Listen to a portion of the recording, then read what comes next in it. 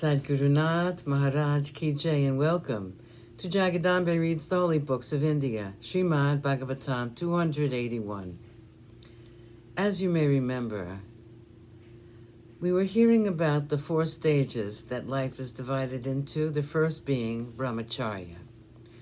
This stage is said to discipline the mind and its waywardness. One sure way of being able to tackle all these little pinpricks is to set the mind firmly on the Lord and practice bhakti.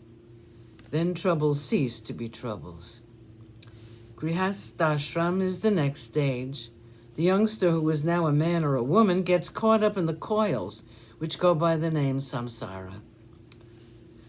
They get a spouse, have a home to maintain, and now have children to bring up in the right manner. They have to earn a livelihood. All these troubles are apt to make someone unhappy. And the only way to be happy, though living the life of a grihasta, is to set one's mind on the Lord. Practice bhakti, and the troubles will not be troubles any longer. Vanaprashta is the next stage. A person is said to have attained a slight degree of detachment from their erstwhile grihastashram and are said to abandon involvement with the family. This is also beset with troubles, mostly physical discomforts. Used as they are to comforts, people find it hard to get accustomed to a new way of life. Here too, bhakti will help to surmount these small troubles, and they will cease to be troubles. The last stage is sannyasa. People are now said to have shed everything which binds them to the earth. Love for home, spouse, child, and belongings are said to have been left behind, and they are on their way to moksha. But it is not easy to be a sannyasi.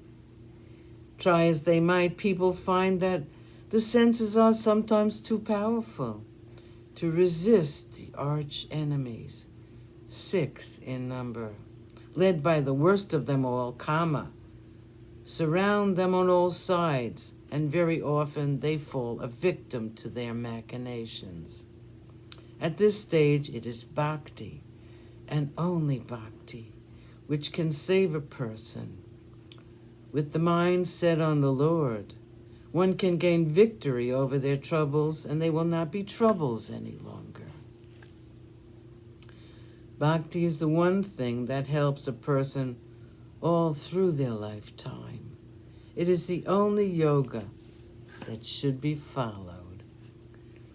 When Sharad Ritu came, it was like the bhakti for the Lord clearing every obstacle.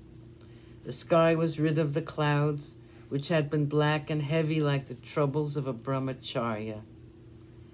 The animals which would stay huddled together during the rainy days were now free to go their own ways, like the grihasta, who can live without attachment. The earth was rid of her slush and muddiness, like the vanaprastha gets rid of physical discomforts with the help of bhakti.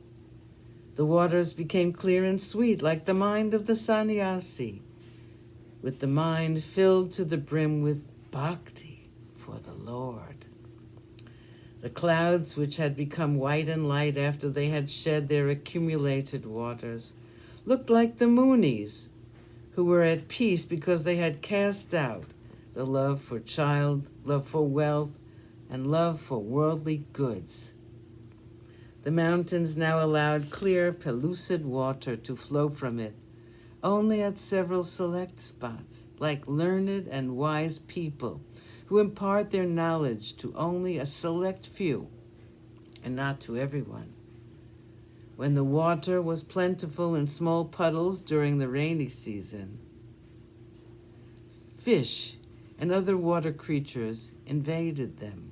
However, when the rains had stopped, the waters were drying up, but these creatures, ignorant of the lessening of the water, went on staying there, resembling people who live engrossed in the worldly things and in worldly affairs, worldly pleasures, not realizing that day by day, life is getting shorter. Sadgurunath Maharaj Ki Jai. Thank you for coming. I hope you come again.